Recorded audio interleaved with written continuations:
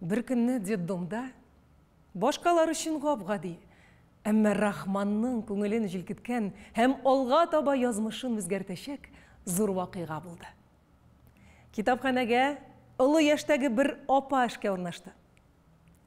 Балаларга тетя Фай дип тәкъдир ителгән бу ягымлы ханым Актаныш районыннан килгән һәм чын исеме аның Фәйрүзә иде. Яшь китапханәче декрет ялына китеп барган иде. Шулай китапханәгә шактый озак беркем дә аяк басмагач, Фәйрүзә чыгып тәрәзә төбендәге гөлләргә су сибәргә тотынды. Балалар ул вакытта тәбәнәк стөл артында рәсем ясап утыралар иде. Туган ягын сагынып тор инде. Фәйрүзә борын астына гына көйләп йөрде. Идел бит ул, тирән бит ул, тирән бит ул, киң бит ул шул, тирән бит ул, киң бит ул.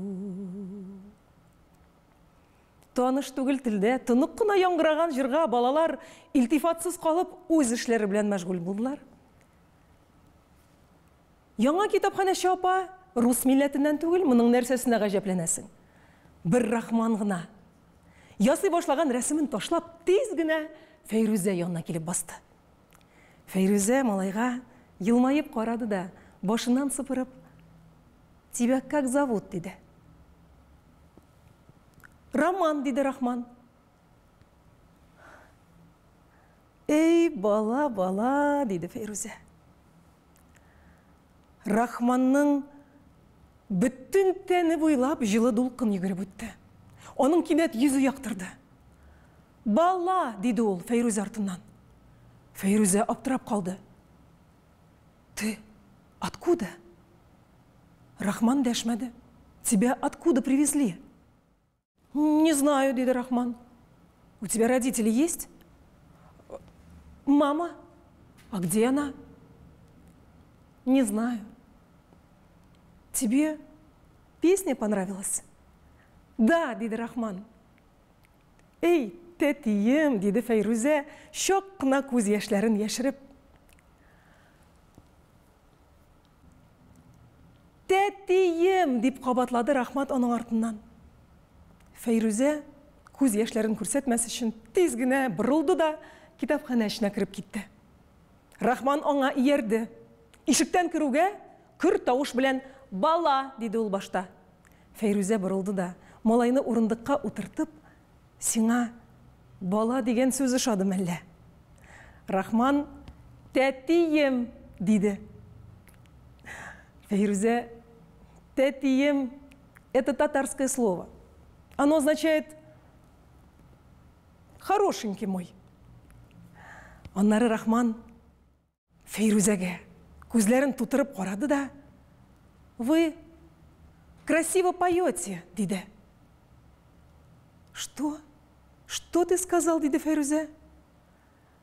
"Вы красиво поете", диде Рахман кыюсыз гына. "Сладенький мой", дип Фәйрүзә малайны тиз генә кочагына алды. "Син үзең дә тәти малай бит. Татар җырын ошаттың, кызык. Татар малай, кызык җыры", дип кабатлый башлады Рахман Фәйрүзәнең татарча әйткән сүзләрен. Һәм шул көннән башлап көн сайын диярлек Рахман тетя Файга күренергә тырышты. Китапханәгә дә иң еш керүче ул иде хәзер. Фәйрүзәнең борын астына гына мыгырдап җырлаган җырларын диккать белән тыңлый. Аның татарча әйткән сүзләрен кат-кат кабатлый, тагын әйтүен үтенә. Монда ниндидер хикмәт бар дип уйлый башлады Фәйрүзә. Бу баланың кайчанда булса татар җырын, татар сүзләрен ишеткәне булды микән? Һәм җитәкчелектән рөхсәт алып, Рахманны детдомга урнаштырылганда тутырылган документларын карап утырды. Документлар арасында артына Рахман дип язылган бердән бер фоторәсем тапты. Һәм ул аны бер кешегә әйтмичә үзе белән алырга булды. Ни өчен сез Рахман атлы малайны Роман дип яздырдыгыз дип сорамакчы иде, аннары кире уйлады. Кызыксынмаска булды. Өйгә кайткач, фоторәсемне өйдәгеләргә күрсәтте. Казан бит бу. Казан, менә бит, филармония тирәсе бугай. Әйе, Гоголь урамындагы, янәшәдә әнә театр училищесына охшаган бина тора. Дөрес сизенгән икән күңелем. Үзебезнеке икән малакай, диде Фәйрүзә шатланып. Һәм бөтенесе бер фикергә килделәр. Рахман татар малайы, әти-әнисе, һич югы берәрсе я җырчы, я музыкант булган. Рахманның татар җырларын тиз ытуы, татарча сөйләшергә тиз өйрәнүе бөтенесен дә сокландырды һәм горурландырды. Әмма Фәйрүзә күпме генә үгетләсә дә, киленнәре Дания ятимне уллыкка алырга каршы булды. Һәм гаиләдә бу теманы башка кузгатмадылар. Гәрчә Рахманны бик яратсалар да.